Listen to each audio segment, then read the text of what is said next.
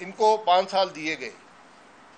یہ ایک بہت بڑی مشکل ہے پاکستان میں کہ اگر آپ کم قیمت پر مال بنا رہے ہوں تو پھر دوسری انڈسٹریز کمپیٹ نہیں کر سکتی.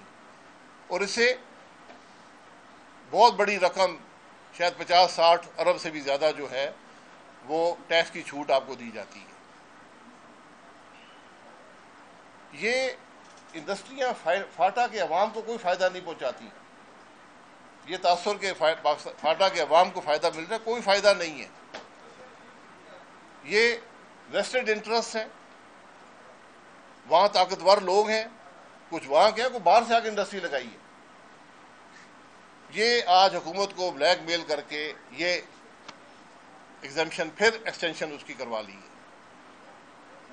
تو میری گزارش یہ ہے کہ اگر آپ کی ہمدردی فاٹا کے عوام سے ہے تو ان انڈسٹریز پر وہی ٹیکس لگائیں، کیونکہ اب فاٹا پاکستان کا حصہ ہے جو پاکستان کے باقی علاقوں میں جو ٹیکسز ہیں.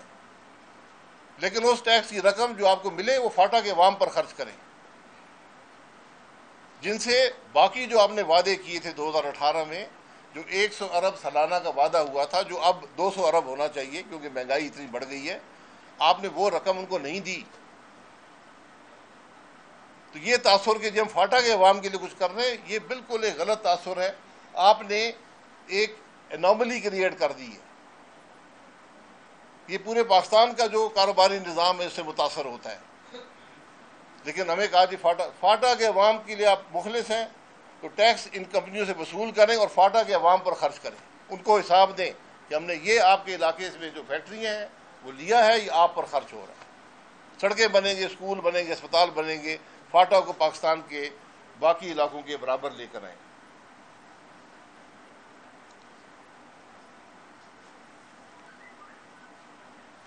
جو آپ زمین بیچیں گے، مکان بیچیں گے، اس پر ایک ٹیکس لگا دیا گیا 5%، 2.5 سے 4.5% کا.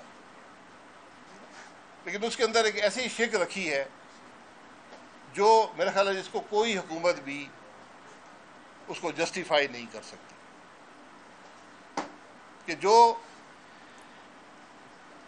ریٹائرڈ سویلین یا ملٹری کے لوگ ہیں، سویلین بیوروکریٹ یا ملٹری کے لوگ ہیں، سرونگ یا ریٹائرڈ، ان کو آپ نے چھوٹ دے دی ہے. میں بالکل اس حق میں ہوں کہ کسی شہید کے اثاثے ہیں، گھر ہیں، ان پر آپ چھوٹ دیں. لیکن یہ ایک ایسا راستہ کھولا گیا ہے جو پھر اس سارے معاملے کو خراب کرے گا. کل عوام پوچھیں گے اگر ان کو ایگزمپشن مل سکتی ہے تو مجھے کیوں نہیں مل سکتی. آج جو آدمی کرائے کا مکان کرائے پر دیتا ہے، جو ریٹائرڈ لوگ زیادہ تر یہی کرتے ہیں، ان پر 25-30% ٹیکس لگا دیا گیا ہے. ٹیکس ہے بدقسمتی سے، آپ ان کو چھوٹ دے سکتے ہیں. لیکن جب آپ اس قسم کی انوملیز بجٹ میں کریٹ کریں گے، لوگ سوال کرتے ہیں. آج ہم سب اس کشتی میں سوار ہیں، اس کشتی میں سوراخ ہے، ہم سب نے مل کر اس کو بند کرنا ہے. یہ ہم سب کی ذمہ داری ہے کہ ٹیکس ادا کریں.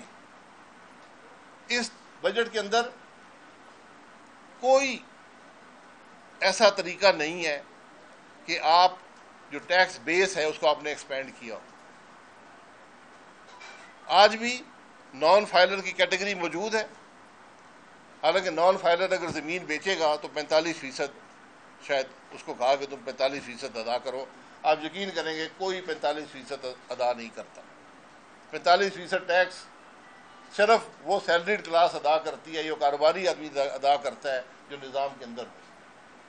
کوئی 45% کلیکشن آپ کو نہیں ہوگی. یہ آپ کی بڑی خام خیالی، اور میں حیران ہوں کہ اس قسم کی حکومت جو ہے وہ آج ملک کی اس حکومت کی یہ سوچ ہے. ایک اور معاملہ جو مکمل طور پر سمجھ سے باہر ہے، ہمارا سب سے بڑا مسئلہ ایکسپورٹس ہیں. ایکسپورٹس کو بڑھانا ہے، ہمیں ڈالر چاہیے، ہم نے جابز کریٹ کرنے ہیں. ہم نے ملک میں انڈسٹریلائزیشن کرنی ہے. دنیا کا ہر ملک انسینٹیو دیتا ہے انڈسٹری کو کہ وہ سستے داموں مال بنا سکے, ایکسپورٹ کر سکے, ملک کے اندر بھی سستا بیچ سکے. خطے میں سب سے مہنگی زمین پاکستان میں جس پہ آپ انڈسٹری لگاتے ہیں. خطے میں سب سے مہنگی بجلی پاکستان میں. خطے میں سب سے مہنگی گیس پاکستان میں. ایسے ایسے محکمے ہیں جو انڈسٹری پر آ کر سوار ہوتے ہیں جس کا کسی کو پتہ بھی نہیں ہوتا. جو ریفنڈز ہوتے ہیں وہ نہیں دیے جاتے, جو ریبیٹ پتہ نہیں کیا کیا. ہر طریقے سے ہماری یہ کوشش ہوتی ہے کہ انڈسٹری بڑھنے نہ پائیں. آج اس میں ایک اور اضافہ کر دیا گیا جو ایکسپورٹس کو ڈائریکٹلی ہٹ کرے گا. آپ نے ایکسپورٹرز پر بھی ٹیکس لگا دیا, اور ٹیکس بھی ایسا لگایا کہ ہم آپ کی ایک منیمم ٹیکس ہوگا جو 2%, 1.5 سے 2% کٹے گا, 2% کٹے گا, آدھا آپ کو واپس ملے گا. ایسی بات ہے, واپس تو نہیں ملتا تھا جی. بہرحال وہ کٹے گا, حکومت رکھ لے گی, پھر آپ کو بعد میں اس کی مرضی ہو تو دے گی, آج تک تو دیتی نہیں ہے. اور پھر آپ کے جس طرح باقی کمپنیز ہیں ملک میں وہ ٹیکس بھی آپ پہ لگے گا اور اس سے یہ منہا ہو جائے گا. یہ سمجھ عجیب ہے کیونکہ جو کمپنیز ملک کے اندر آپریٹ کرتی ہیں ان کے مارجنز کچھ اور ہوتے ہیں, جو انٹرنیشنل مارکیٹ میں کمپیٹ کر کے ایکسپورٹ کرتے ہیں ان کے مارجنز کچھ اور ہوتے ہیں. ان کو تو انسینٹیو کی ضرورت ہے, ہر ان پٹ ان کی مہنگی ہے, اور پھر آپ نے اوپر یہ ٹیکس بھی لگا دیا. کیسے ملک میں ایکسپورٹ بڑھے گی؟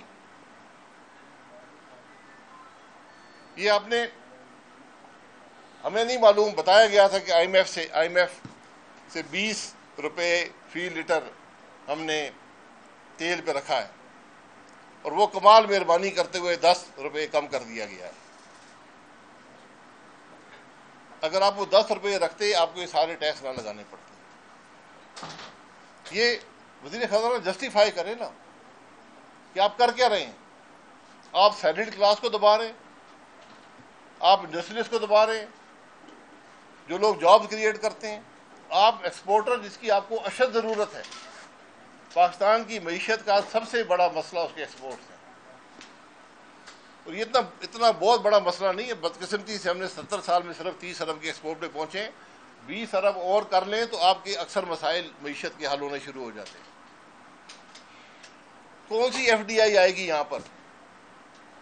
ہمیں ہر روز بتایا جاتا ہے کہ ایف ڈی آئی آ رہی ہے, ہم نے ایس آئی ایف سی بنا دی ہے, وہ انسینٹیوز دے گی. یہ انسینٹیو دیا گیا ہے کہ جو یہاں آئے گا اس پر آپ 2% ٹیکس لے لیں گے. ایکسپورٹ تو مارجن ہی 4% کے ہوتے ہیں, 5% کے ہوتے ہیں. اس سے بڑے مارجنز نہیں ہوتے انٹرنیشنل مارکیٹ میں. تو کس طرح ملک کی معیشت چلے گی؟ آج میرا سوال یہ ہے کہ آپ اس ملک کے تنخواہ دار طبقے کو کیا میسج دے رہے ہیں کہ ملک چھوڑ کر چلے جائیں؟ آج اس ملک کے نوجوان کو کیا میسج دے رہے ہیں کہ ملک چھوڑ کر چلا جائے؟ ہم اخراجات کم نہیں کریں گے, حکومت اخراجات کم نہیں کرے گی. میں عیاشی نہیں کہتا, لیکن اخراجات کم ہو سکتے ہیں.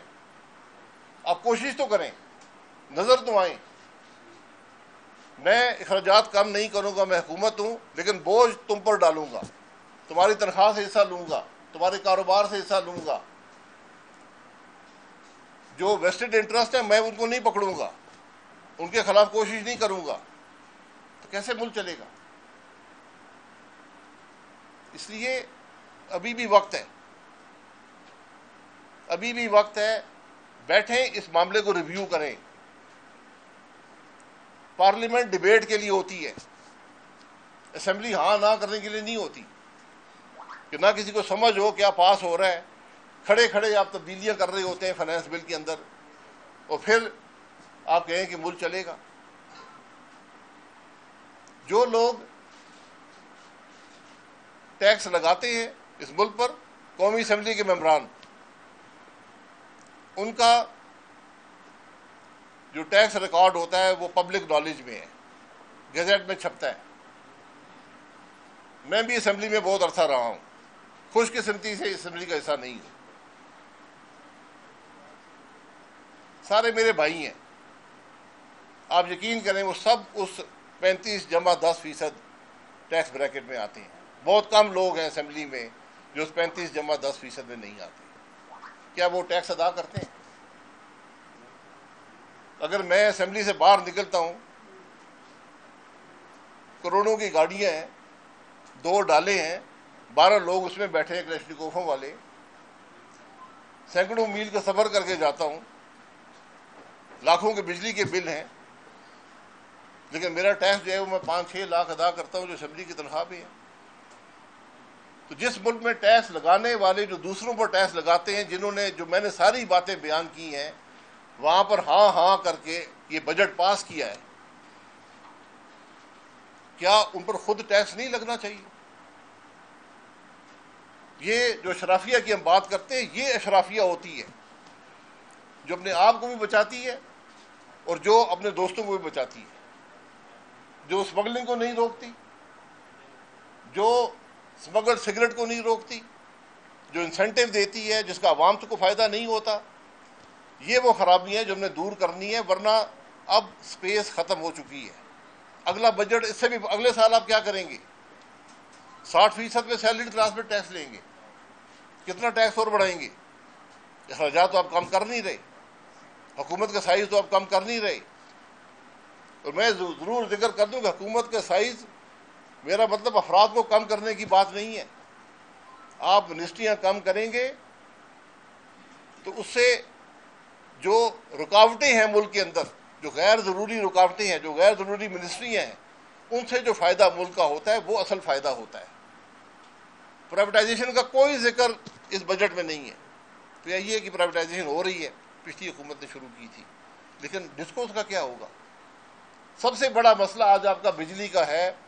جو ڈسٹریبیوشن کمپنیز ہیں آپ نے پرائیویٹائز کرنا ہے، وہ آپ نے شروع بھی نہیں کیا آج تک، اس کے بارے میں بات بھی نہیں کرتے ہیں. ریلویز کا کیا ہوگا؟